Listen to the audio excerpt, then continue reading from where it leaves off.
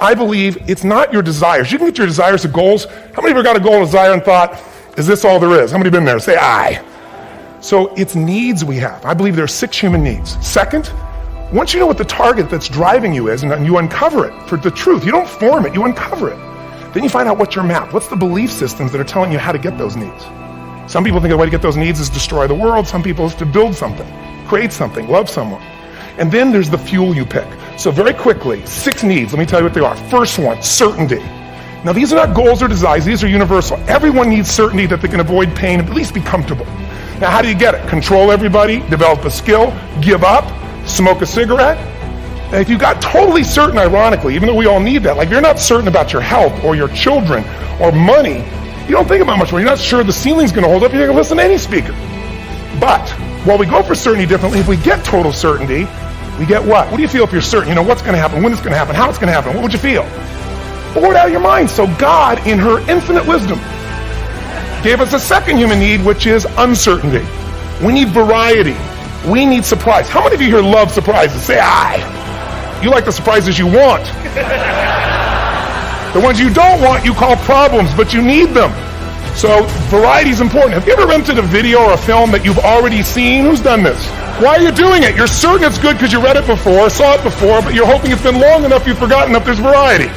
Third human need, critical, significance. We all need to feel important, special, unique. You can get it by making more money. You can do it by being more spiritual. You can do it by getting yourself in a situation where you put more tattoos and earrings in places humans don't want to know. Whatever it takes. The fastest way to do this, if you have no background, no culture, no belief in resources or resourcefulness, is violence. If I put a gun to your head and I live in the hood, instantly I'm significant. 0 to 10, how high? 10. How certain am I you're going to respond to me? 10. How much uncertainty? Who knows what's going to happen next? Kind of exciting. Like climbing up into a cave and doing that stuff all the way down there. Total variety and uncertainty. And it's significant, isn't it? So you're willing to risk your life for it. So that's why violence has always been around and will be around unless we have a consciousness change as a species. Well, we were just saying that, both my parents were alcoholics, so it's not like I'm against drinking. It's just the way they behaved at that point was kind of abusive and kind of very abusive, and so I didn't want to be part of that. But we all want to be able to change the way we feel, and that's what I spend my life showing people how to do. And what most people don't know is emotion is created by motion. The way you move determines the way you feel. You have 80 different muscles in your face, 80. For most people, this is the largest area of unemployment in the country. They use the face the same way, they feel the same emotions over and over and over again. So what I was saying is, I have this deal with myself called priming. Every day, I say, look, you got to have 10 minutes for yourself. If you don't have 10 minutes for yourself, you don't have a life. And I'm not going to hope I feel good. I just got back 6 countries in 12 days. I was in India 2 days ago. Wow. And I woke up here feeling like somebody ran me over with a truck. But you got yourself psyched up. But the way I did it is I do this process. And it's 10 minutes. I put some music on. I do this massive change in my breathing, so it radically changes the way I feel. And then I do this 3-step process. First, I do 3 minutes of gratitude, where I think of 3 things I'm really grateful for, and I associate. I don't think of it over there. I feel it. And the reason is, when you're grateful, you can't be worried. You can't be fearful. When you're grateful, you can't be angry. And anger and fear are what screw people up most in their relationships, in their life, in their business. So I wire myself. I was saying to you that most people want to be happy, but their habit is to be worried or pissed off or frustrated or stressed. And so they've got a highway to stress and they got a dirt road to happiness. So I wire myself. I've got a highway to gratitude, which changes all your emotions. And then I do a 3-minute process of kind of a prayer for my family and friends. And then I do a 3-minute process of the top 3 things I want to accomplish. I see it as done and I feel it. I'm done in 10 minutes. So sometimes I go 20, but my deal is 10, so there's no excuse not to do it. What makes somebody a leader is they build this certainty, and not only with focus, not only do they get a vision for what they want, but they bring that certainty in their body.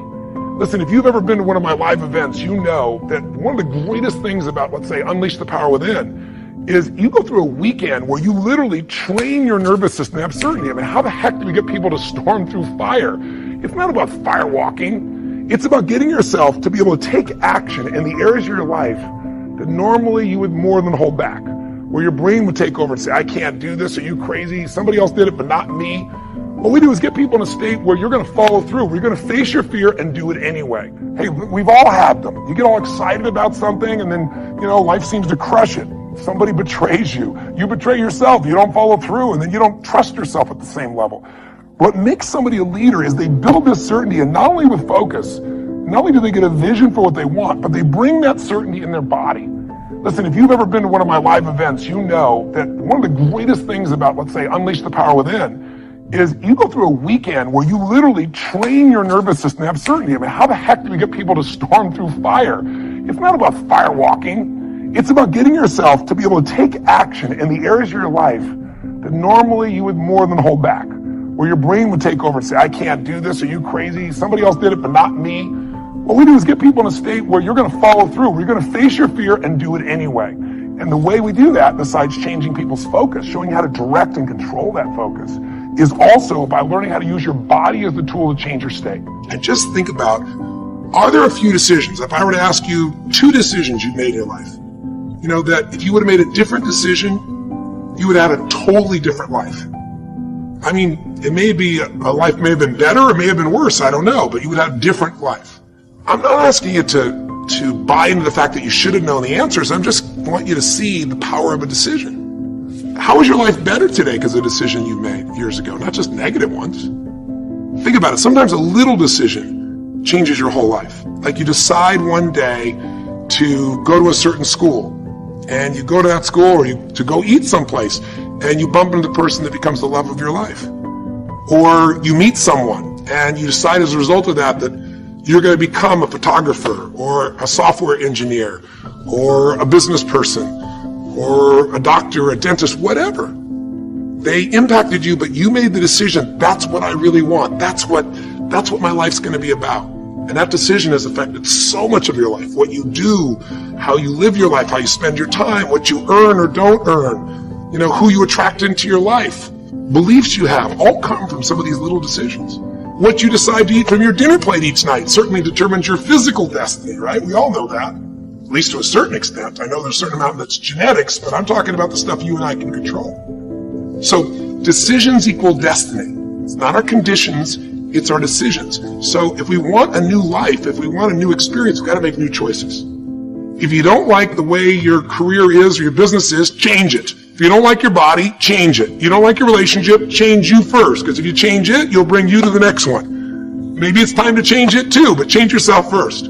If you want to change anything in your life, you have the choice. So there is no right or wrong. I just want to make you aware in this breakthrough session that everything in our life changes the moment we make a decision. And I mean a real decision. A decision is when you cut off any other possibility and you commit to something with everything you've got and you take action. But the big decisions start with little decisions like, what am I going to focus on? Because whatever you focus on, you're going to feel. If you focus on all the things that have been done to you in your life, of course you're going to feel like hell. If you focus on all the amazing coincidences that have happened, things that maybe they were guided, maybe not, but things happen, and because of that, you met this person that's your best friend, your husband, your wife, or because of that, you have this ability, or because you were there that day, God, you missed an accident. I don't know what it is, but whatever you focus on, you're going to feel. Listen, if I dropped my shoulders enough, if I were to breathe shallow enough, if I were to slow down and say, you know, I don't know, I'll give it a try, go into this state, I'd be like Samson getting his hair cut off, right? Because what we don't realize is that our mind is directly affected by the way we use our body.